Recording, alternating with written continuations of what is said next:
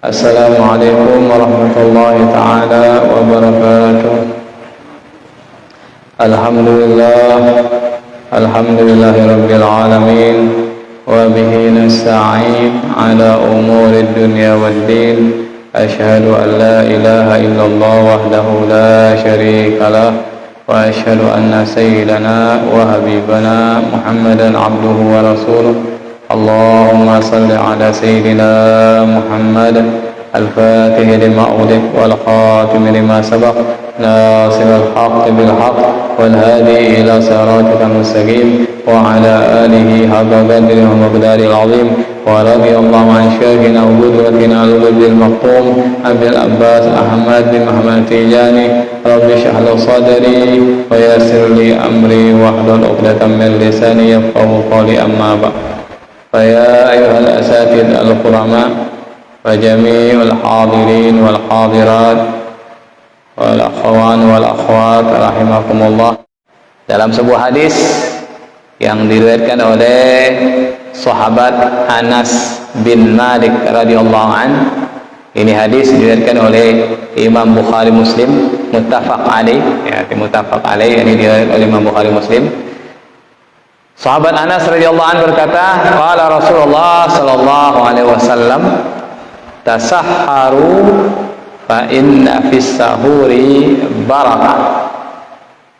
Bersahurlah kalian, makanlah kalian sahur, karena dalam bersahur itu ada keberkahan.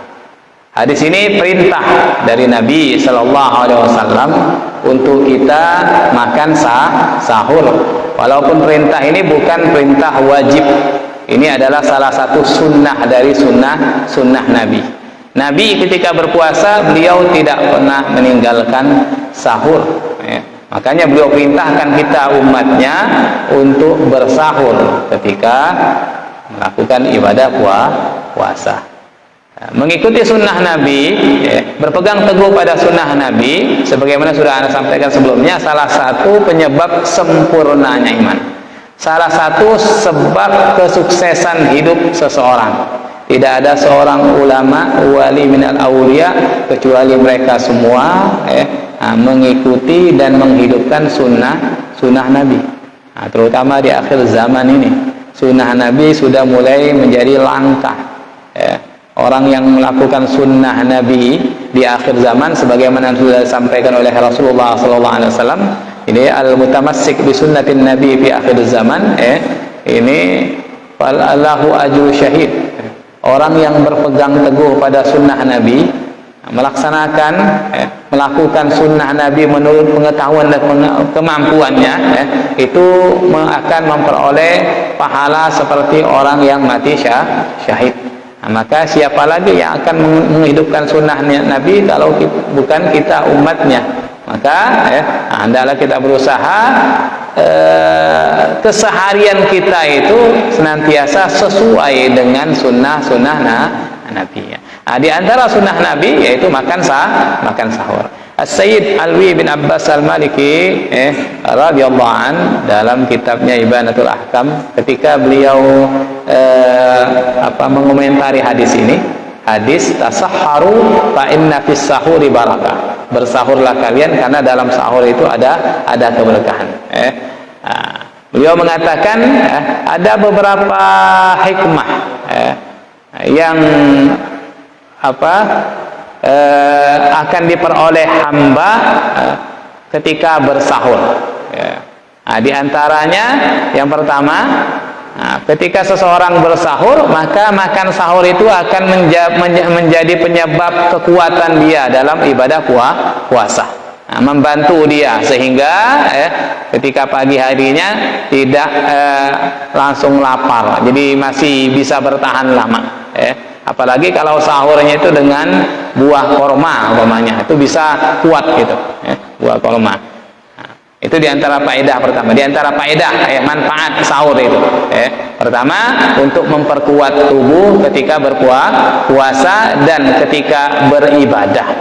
Jadi ketika orang sahur, sebelum subuh nanti dia akan semangat sholat subuhnya, semangat zikir setelah subuhnya. tidak lemes, tidak apa, biasanya kalau orang lapar akan lemes, untuk beribadah itu lemes. Tapi kalau perut dalam keadaan stabil, ini akan semangat. Ini diantara faedah sahur. Yang kedua, diantara faedahnya kata beliau, menolak akhlak buruk, tabiat atau perilaku buruk yang ditimbulkan karena lapar.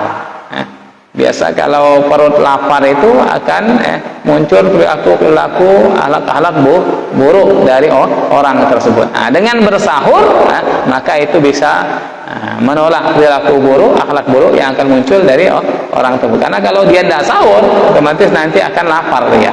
Jam 8, jam 9 itu sudah mulai lapar dia. Sehingga ada hal-hal buruk yang ia lakukan.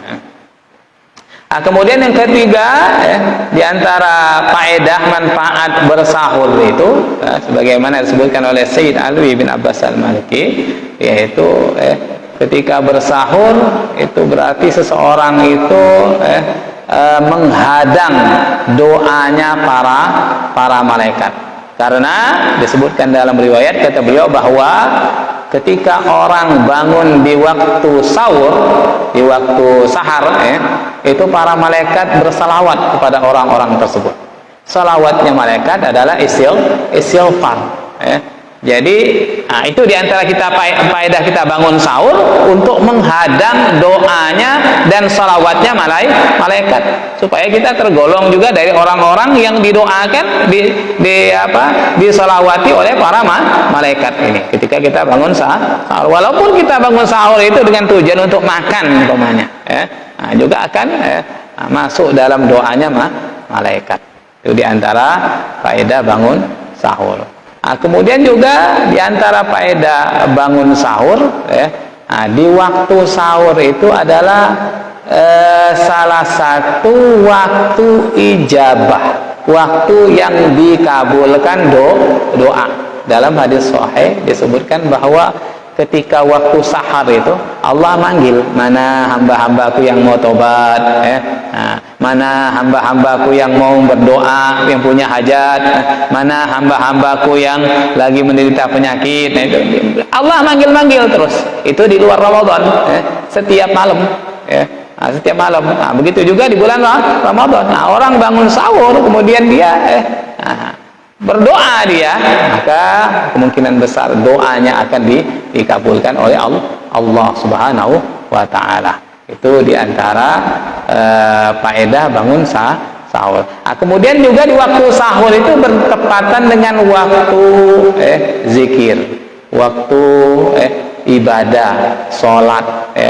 Jadi sedikit banyak orang yang bangun sahur itu akan tidak hanya makan sahur saja, dia akan terdorong untuk sholat meskipun 2 rakaat, untuk zikir, untuk salawatan, atau untuk baca Quran. Itu. Jadi sahur itu salah satu tarbiyah Allah Subhanahu wa ta'ala kepada kita umat Nabi Muhammad. Kita dididik bangun sahur, walaupun tujuannya dimotivasi untuk makan, tetapi juga itu pada hakikatnya Allah mendidik kita untuk bangun malam. Itu sebulan penuh kita diajari sahur supaya kita terbiasa bangun malam, dengan harapan setelah kita keluar dari bulan Ramadan kita mampu bisa untuk bangun malam. Karena untuk ibadah bangun malam itu perlu latihan. Orang olahraga saja supaya hebat, supaya menang itu kan butuh latihan. Petinju itu butuh latihan. Orang main bola kan latihan terus itu, biar hebat, biar bagus mainnya. Begitu juga orang mau ibadah kepada Allah SWT, supaya bisa bangun rutin tiap malam itu perlu latihan, dilatih. Nafsu itu perlu digembleng, dilatih itu. Kita dilatih oleh Allah SWT sebulan penuh ini, kita dilatih untuk bangun malam dengan bersahur, dengan harapan supaya setelah bulan Ramadan kita bisa terus istiqomah bangun malam, walaupun hanya sholat 2 rakaat. Sholat 2 rakaat umpamanya, bangunnya di akhir-akhir menjelang subuh, dapat sholat 2 rakaat, kemudian nunggu kalian subuh, tidak apa-apa. Ataupun bangun umpamanya jam 2, jam 3 sebentar sholat, kemudian tidur lagi sambil nunggu subuh, tidak apa-apa. Intinya ada bangun malam. Itulah diantara manfaat dan faedah sahur sebagaimana yang telah disebutkan oleh Sayyid Alwi bin Abbas Al-Maliki. Ya, kita sebelumnya sebutkan dianjurkan untuk mengakhirkan sahur. Sahurnya itu diakhirkan. Kalau bangun umpamanya jam 3, jam setengah 4, ya gunakan waktu untuk baca Quran dulu, zikir dulu, sholat dulu, kemudian sahurnya diakhirkan. Dalam sebuah riwayat juga yang diriwayatkan oleh Imam An-Nasai, Imam Nasai dari Imam Ibn Atiyah. Suatu hari Imam Ibn Atiyah bertanya kepada Sayyidah Aisyah. Sayyidah Aisyah, beliau bertanya, "Ya Aisyah, ada dua orang di antara kami, yang satunya mempercepat buka dan mengakhir sahur, dan satunya lagi mengakhirkan buka, mempercepat sahur." Bertanya itu. Ini maksud orang yang Ibn Atiyah ini bertanya kepada Rasulullah, mana yang sesuai dengan Nabi ini? Maka Sayyidah Aisyah faqalat, Sayyidah Aisyah pun berkata, kembali bertanya, mana di antara kedua orang itu yang mempercepat buka dan mengakhirkan sahur? Siapa maksudnya? Siapa di antara kedua orang itu yang mempercepat buka dan mengakhirkan sahur? Orang Ibn Atiyah menjawab, Abdullah bin Mas'ud, sahabat Abdullah bin Mas'ud. Beliau itu senantiasa mempercepat buka dan mengakhirkan sahur. Kemudian Sayyidah Aisyah menjawab, "Hakadza kana Rasulullah sallallahu alaihi wasallam." Begitulah yang dilakukan oleh Rasulullah. Ini Rasulullah sama seperti sahabat Abdullah bin Mas'ud ini, beliau selalu mempercepat buka dan mengakhirkan sahur. Itu sahur, itu makan sahur. Itu salah satu sunnah Nabi, sahur itu. Kemudian sahur itu juga disebutkan oleh Sayyid Ali bin Abbas Al-Maliki dalam kitabnya itu. Beliau mengutip sebuah hadis, sahur itu yang membedakan antara puasa kita dengan puasa ahli kitab. Orang Yahudi, orang Nasrani, mereka puasa, mereka juga puasa, cuman bukan di bulan Ramadan. Jadi bulan Ramadan itu hanya untuk orang Muslim saja, umat Nabi saja. Orang-orang dahulu, orang Yahudi, Nasrani, mereka juga puasa. Cuman berbeda, mereka puasanya tidak ada sahurnya. Ini perbedaan puasa kita dengan puasa ahli kitab, orang kafir, mereka tidak ada sahur. Kalau kita ada sahurnya. Dalam sebuah hadis yang diriwayatkan oleh Imam Muslim, Imam Ahmad dan Imam Abu Daud, Rasulullah SAW bersabda, "Faslu ma baina siyamina wa siyami ahli kitab aklatus sahar." Perbedaan antara puasa kita dan puasanya para ahli kitab. Para ahli kitab ini orang-orang Yahudi, orang Nasrani adalah makan sahur. Itu perbedaan. Karena mereka, orang-orang Yahudi, Nasrani, mereka puasa tapi tidak makan sahur mereka. Kita makan sahur. Karena Nabi itu tidak senang sama dengan orang-orang Yahudi. Beliau senantiasa ingin tampil beda. Baik dalam ibadah ataupun dalam masalah bukan ibadah pun Nabi tidak mau serupa, sama dengan orang-orang Yahudi dan Nasrani.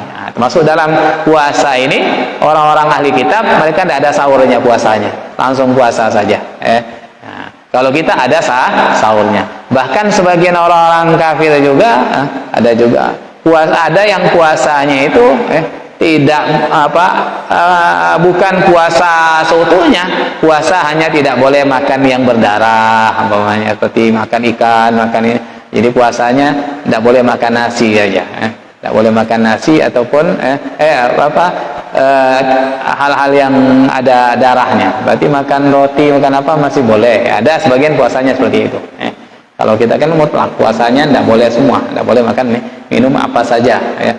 Itu diantara keutamaan sahur. Jadi maka oleh karena itu hendaklah kita ikuti sunnah Nabi, kita sahur meskipun memang terkadang makan sahur itu tidak enak. Istilahnya makan di pagi hari kurang tidak nafsu makan itu kurang pengennya yang seger-seger gitu kalau waktu sahur itu.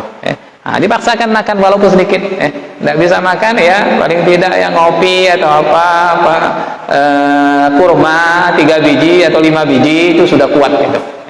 Di antara kebiasaan Nabi juga beliau itu menyimpan air kurma, nabis namanya. Jadi sebelum tidur itu beliau masukkan kurma rutop atau apa, kemudian dikasih air, didiamkan. Nanti kalau sudah sahur diminum itu. diminum. Ataupun lebih bagus lagi dicampur susu ultra itu apa susu, kemudian di blender, itu jadikan jus gitu. Itu bagus juga untuk kesehatan juga bagus. Itu air nabes itu juga bagus untuk sahur, lebih kuat, nanti puasanya itu lebih kuat, staminanya lebih terjaga dan bisa kuat beribadah.